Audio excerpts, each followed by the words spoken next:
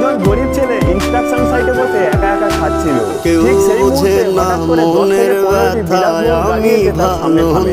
গাড়িগুলো থেকে নামে সুন্দর প্রেমের সুন্দরী এক ঝাঁক মাঝে তরুণী। এত গ্রাম থেকে আসা ব্যথা বাকি শ্রমিকেরা আগে তো ওদের বুঝি দেখে একেবারে নাই। হতভম্ব।